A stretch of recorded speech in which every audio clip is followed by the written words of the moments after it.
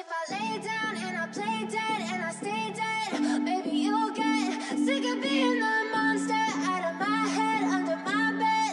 Think you're something out of my nightmares, standing right there.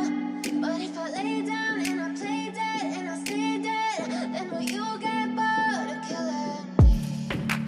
Silhouettes of you are like a taunt. Never really know just what you want. With you I don't ever feel calm. I can feel the sweat inside my palms. Play with me like cats and a string. You don't understand the pain it brings. You don't ever wanna give me wings. You don't ever wanna set me free. You know I'm addicted to you, and it's twisted, you've been gifted with the evil voodoo. Got me coming back for more, even when I've been screwed. Dolls full of pins, pierce my heart straight through. I got issues in my head, I like you in my bed, but you keep me on red. Oh, everything is like a test, I better not text or I'll come off desperate. But if I lay down and I play dead and I stay dead, baby, you'll get sick of being the monster out of my head, under my bed. Think you're something out of my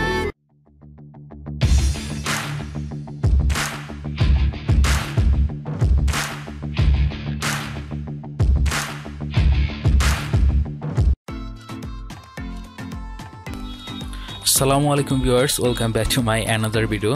সকলকে স্বাগত জানাচ্ছি আমার একটি নতুন ভিডিওতে।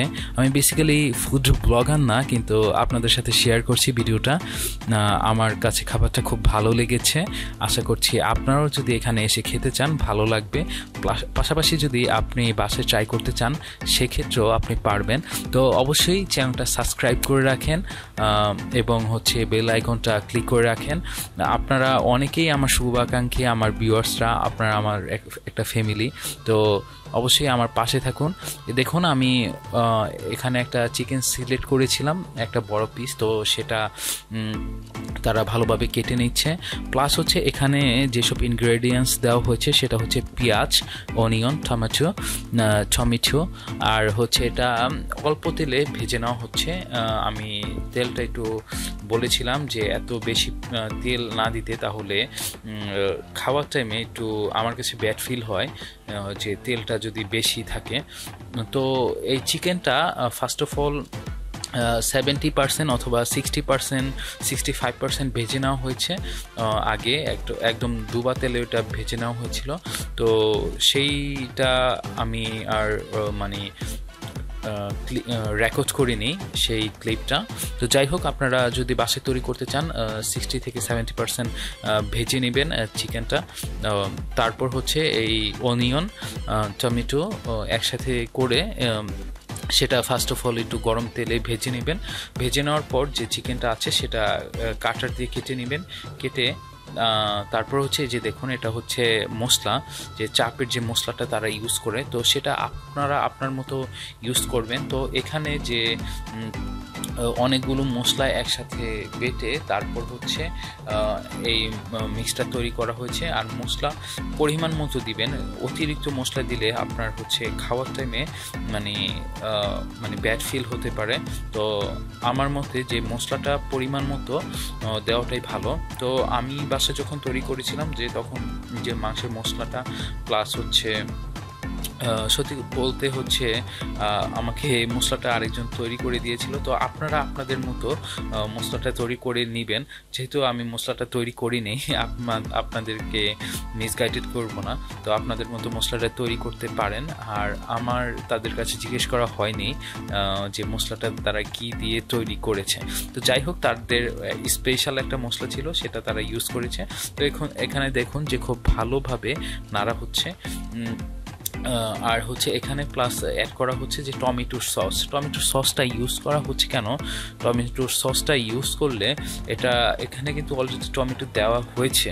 হ্যাঁ, tomato দিয়ে এটা ভালোভাবে কষানো হয়েছে পেঁয়াজ টমেটো দিয়ে। প্লাস টমেটোর সসটা দেওয়ার কারণ যে এখানে একটা আপনার আলাদা স্মেল পাওয়া যায়, তো সেই জন্য টেস্টটা একটু ভালো লাগে। তো সেজন্য আমরা অনেক কিছুতে রোস্ট, তারপর অনেক খাবারেই আমরা টমেটো সস ইউজ করে থাকি। কারণ যে যাতে ফ্লেভারটা ভালো আসে। প্লাস এখানে হচ্ছে কিছু ধনিয়া পাতাও দিয়ে দেওয়া হয়েছে। তো এটা শেষে দেওয়ার কারণ হচ্ছে যাতে টেস্টটা ভালোভাবে থাকে, কিন্তু এটা যদি ধনিয়া পাতাটা ফার্স্টে দেওয়া হতো তাহলে কিন্তু জিনিসটা হতো, মানে একদম সিদ্ধ হয়ে যেত, ফ্লেভারটা একটু কম আসতো।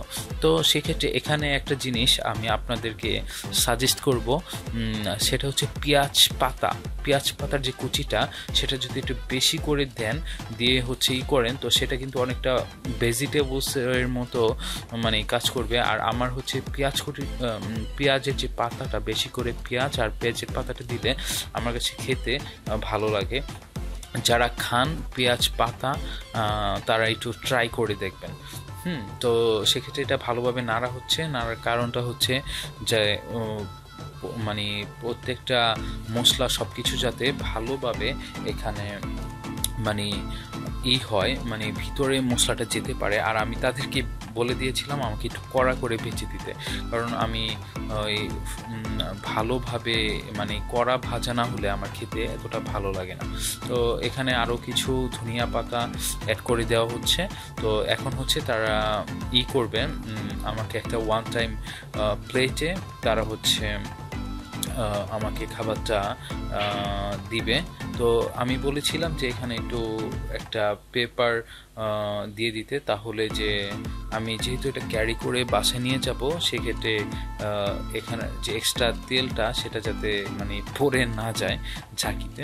তো আর এটা হচ্ছে চাপটা আমার মেনলি যে তেঁতুলের একটা টক অথবা চাটনি বলে, সেটার সাথে খেতে আমার খুব ভালো লাগে, কিন্তু তারা তেঁতুলের টকটা ইউজ করে না। আমি আরেক জায়গায় খাই চাপ, সেটা হচ্ছে মানে যখন থেকে আমি আমার চাপ খাওয়াটা মানে ভালো লাগা শুরু করেছে, সেটা হচ্ছে